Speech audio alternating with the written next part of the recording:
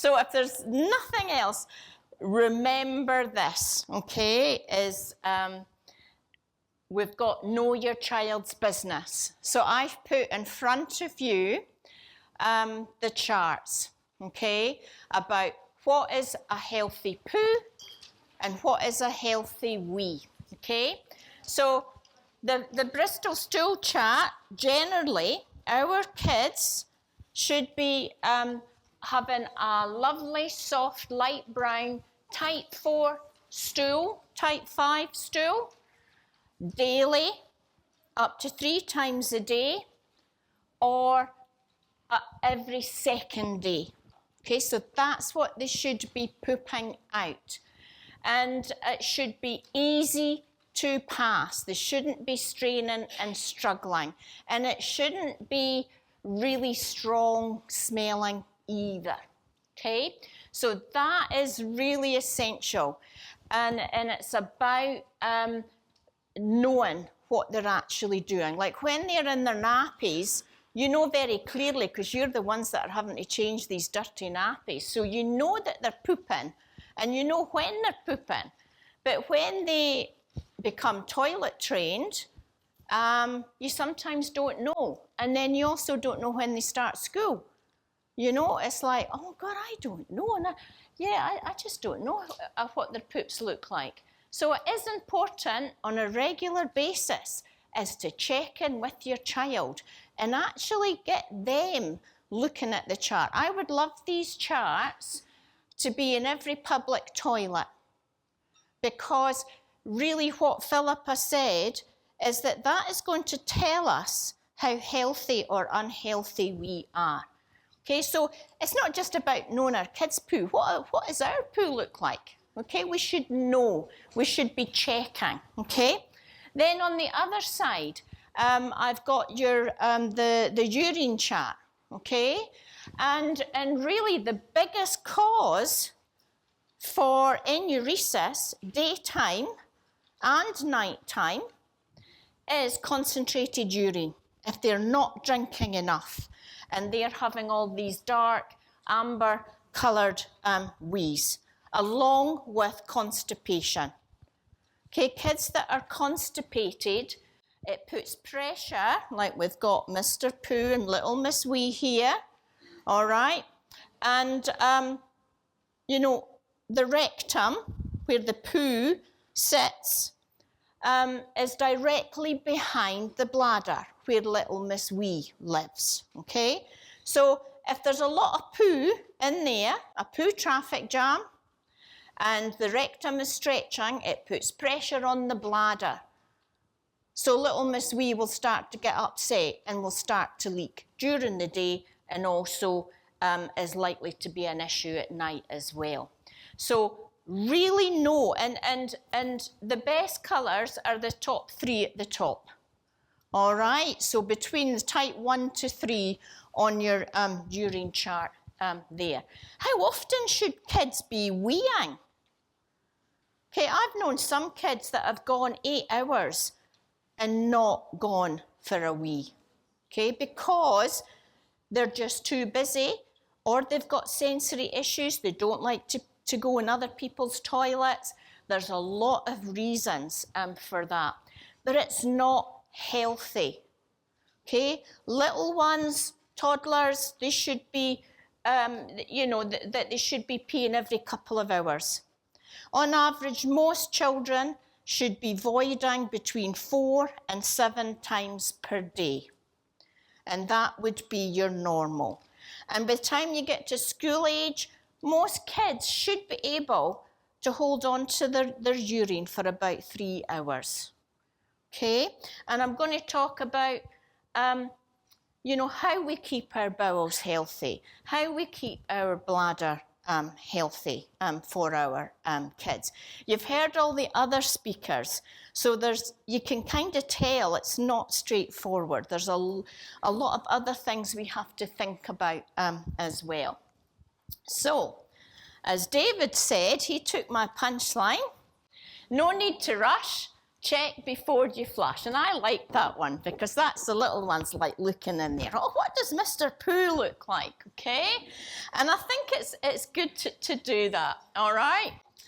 And, you know, it's you know, when our kids have ditched their nappies, we do relax a bit. We think, oh, God, all the hard work's over, you know, that's fantastic.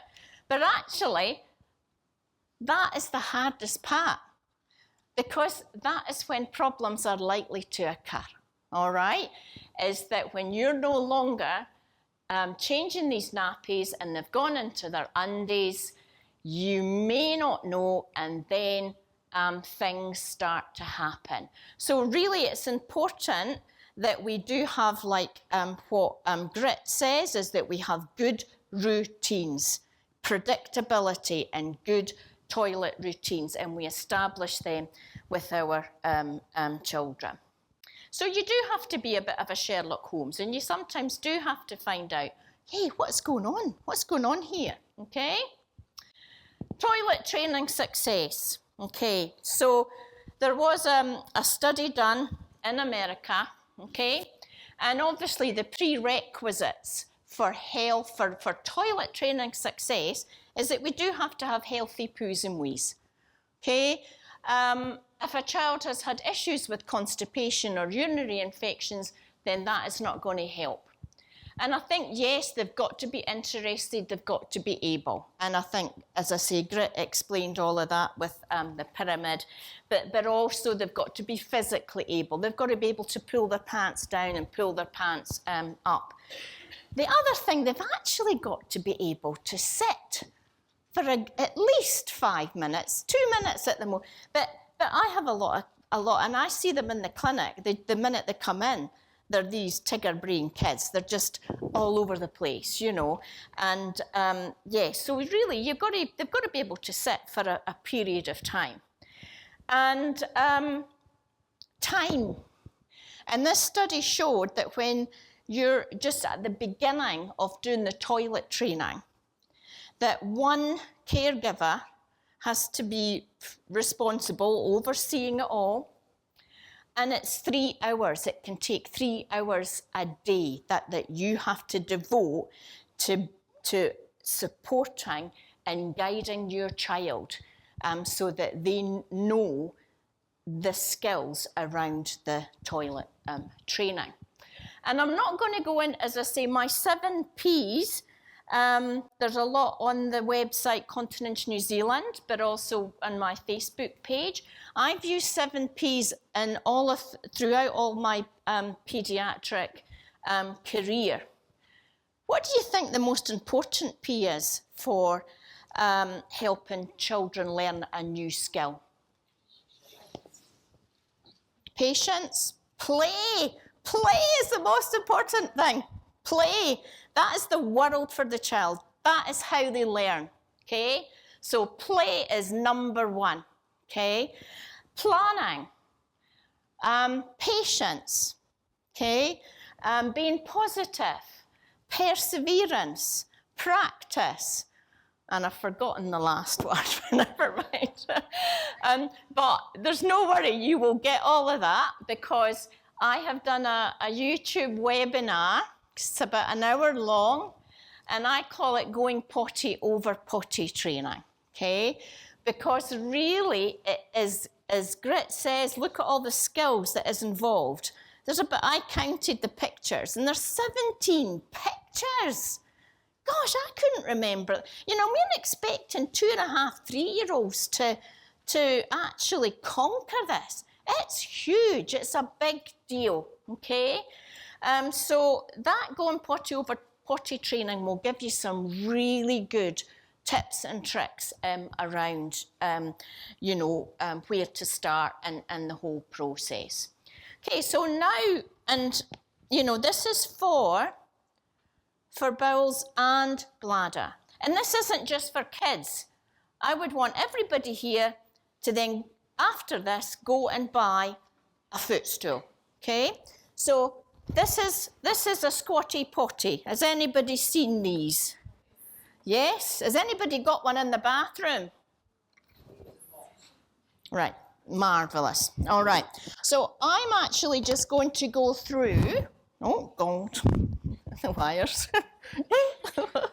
Right. Okay. So we've got the footstool and we should be sitting. Okay. Feet should be flat and firm. Knees should be above the hips. It's not quite. It should be a wee bit of a more of an angle than that. And basically you want to get the child to kind of put their knees out and just relax, okay, and sit forward, all right? And that is the proper position. They've got small bums, okay? You should be using toilet inserts, okay? Because if they're perched on the toilet and they're holding like that and their bums are right down, that is not a good position. That is stretching the pelvic floor and it's putting strain on their pelvic floor, and they will not be doing good pooping and weeing. We want them to be relaxed, okay? And girls, okay? Girls need to sit for wees. I see a lot of girls just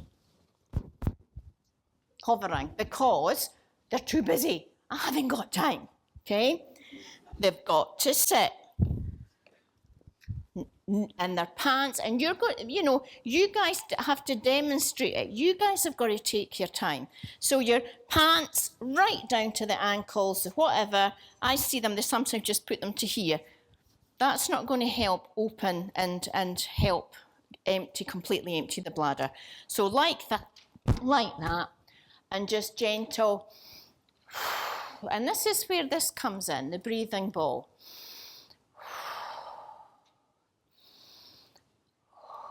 And getting them to relax. They shouldn't be forcing the wee out. It should just come out, you know, gently. The other thing I'm going to say is boys don't need to stand to wee. Okay, and again, these are the Tigger kids, you know, they just do a quick, and I hear, how long does your boy take? Oh, it's as quick as a flash. Quick as a flash. And they're just doing pit stop pees and pit stop poos, as I call them. So they're never completely emptying their bowels or their bladder. So no wonder they land up having problems with constipation or daytime wetting or bed wetting, okay? So don't encourage your boys to stand to wee just because they happen to have a spout, okay? Get them to sit and chill, all right? They can wee just as well. I often say, hey, I'll do you a deal, is that when you're at home, you sit to wee. When you're out, yes, you can be like a man and use the urinals or whatever, and you can stand to wee. But when you're at home, you sit to wee. So that's kind of the essentials of the squatty potty, okay? And that's the reason why. Okay, when we were living in caves, we didn't have our nice posh toilets. We would go behind a bush and squat. And it's because that's the way our bodies are designed to eliminate. We're designed to eliminate in a squat. So our toilets aren't actually well designed. I would love to have, you know, be able to redesign them, you know. Germany's actually quite good because they have low toilets and they also have a shelf so that you can see your poo before you flush, okay? So I like that idea. I like that idea. So I've already gone through boys and girls, how they should sit, okay? Now, water, okay? If our kids are not drinking enough water, one, the body takes water from the bowels, they become constipated, okay? If they're not drinking enough water, then their urine also becomes concentrated, and they're more likely to have problems with urinary infections and an overactive bladder where they may have urinary incontinence. So how does the bladder work? Okay, we've basically got the stretchy muscle, the squeezy muscle, okay? The bladder is a stretch, squeeze, okay? And it's not about sip, sip, sipping, okay? Because then the bladder isn't allowed to kind of stretch fully, okay? And over time, if kids are just sipping, the bladder does get a bit twitchy, okay? The bladder muscle is not getting to work to its potential. So we do have to drink water as cupfuls, okay? And that will ensure that the stretchy muscle stretch fully, and it will send a much stronger signal up to the brain to say, hey, little Miss Wee needs to come out, and then they will then go off to the toilet, okay? So I quite like these measured drink bottles, you know, that you can say to the kids, okay, that, if I could open it, but I can't, but, you know, that they've got to not just sip, they've maybe got to take 5 gulps, okay? And on the urine chart there, it gives you sort of roughly at what age, how much they should be drinking per cupful. All right? And often when kids go to school, they forget to drink. And also, they've already sussed, if I have to drink, then I'll have to go to the toilet more often, which means I will miss out on things. So if I don't drink, then I won't need to go to the toilet and I won't miss out. Okay? They're pretty switched on that way. Vibrating watch alarms are awesome. Okay, this is a Wobble one, okay? And you get them from Moose Baby, which is all in your goodie bags there. And they're fantastic for kids that have got what I call the FOMO brains or the Tigger brains, that haven't got time to drink, haven't got time, or they forget that they need to go to the toilet, okay? So these are really good because they'll just, oh, right, I better drink. Okay, and then they'll have their cupfuls. So there's instructions on the information all about, and I recommend these vibrating watches, particularly the kids that don't like to get nagged at, the kids that like to be in total control, and they love, and there's all different colours as well. Okay, has anybody heard of FOMO kids? Yes, yes, yes. Who's got a FOMO kid? Oh my gosh! Right, okay. So yes, I call them Tigger brain kids, all right? They're just bouncing and they're just playing. And it's wonderful. I'd love to be like that again, okay? But yeah, the kids that have fear of missing out, they rush the whole process, and over time, that will lead to problems, okay? Pee and poo withholding behaviour, and then you land up you know, having an unhealthy bowels and bladder.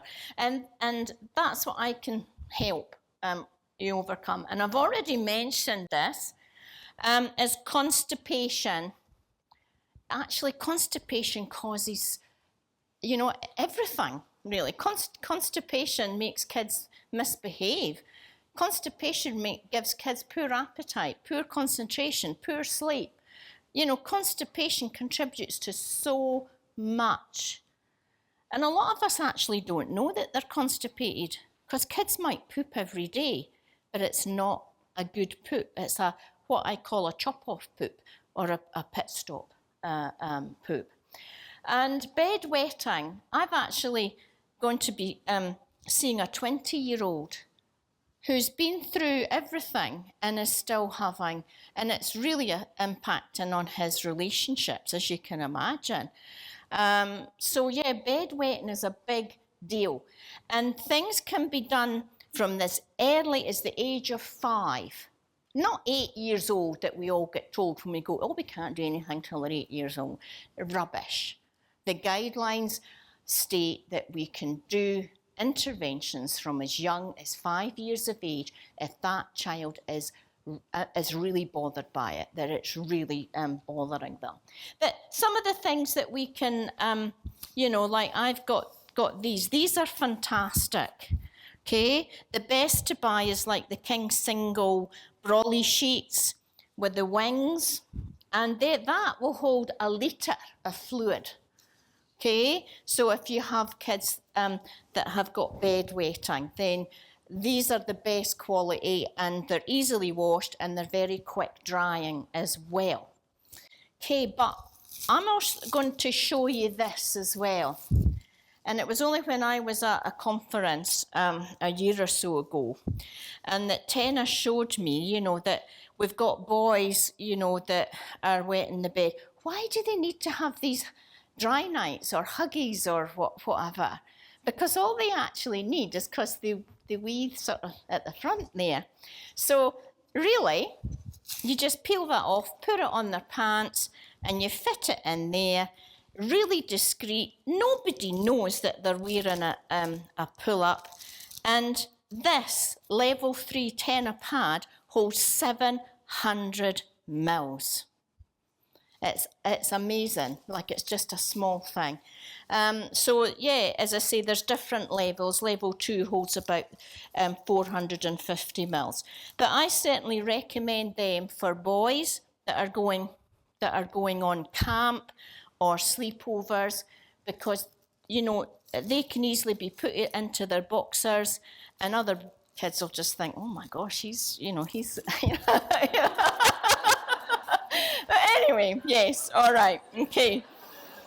I'll say no more about that, okay. So the other thing that is really good is, and again, Grit has gone into it in quite a bit, is, you know, play will help them relax and reduce their anxiety and take their time on the toilet, okay? And so I have what I call a toilet treasure bag, or for older kids, it could be a toilet gym bag. And that if they have issues with constipation, I will go through the toilet gym to get the bowels back in trim. I don't have time to fully do that tonight, but really, and you've probably heard this before, that's not working very well. The muscles that we use for blowing are the same muscles that we use for pooping, okay? So it really is good if you can get them, you know, doing some blowing up balloons, blowing bubbles, blowing party toys. I sometimes say to kids that have got real anxiety or whatever, is we're going to have a poo party, okay, once a night. And the parents are, you know, we're going to have a bit, and there's no pressure. You know, I think we have to focus on the behaviour rather than just say, oh, they've done a poop in the toilet or something. Is we actually need to take the emphasis away from that and just focus on getting them to relax and take their time. And we've got these sensory timers as well. Fidget toys, and I got this in Kmart. Okay, so that's that's sort of a nice soft sort of sausage type poo, all right. And the kids just love that. The kids absolutely love playing with that. But the toilet treasure bag, it has to be treasured, it has to be special, it has to motivate them to want to go to the toilet. Okay, so I hang it up, but they can't play with it at any other time. So, yeah, that is just about me. And I've kind of gone through some of the things for bed wetting. And, yeah, the protection. 75% of the water should be taken by 4 p.m. Kids overload and then the wee all out at night. The 1 hour rule, which is really hard, but it really does work, and there's a science behind it. I don't have time to go into it, but no water, milk, food, bright lights, or screen time. And doing a double or a triple pee before bed so that their bladder is completely empty, you know, before they go to sleep. And positive talk. I will be dry tonight. It's amazing what positive thinking can actually do, and it can actually help. And yeah, as I say, you could go to the helpline continence.org.nz, and I've done lots of webinars for them on everything. Healthy bowels and bladder, constipation, toilet training, daytime waiting, bed waiting, stool withholding, ditching the nappies, and also toilet training for kids with additional needs.